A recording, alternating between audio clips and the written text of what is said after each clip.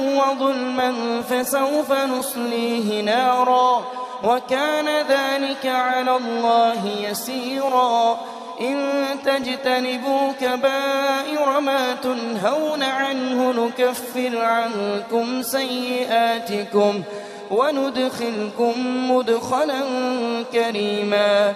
ولا تتمنوا ما فضل الله به بعضكم على بعض، للرجال نصيب مما اكتسبوا وللنساء نصيب مما اكتسبن واسألوا الله من فضله إن الله كان بكل شيء عليما.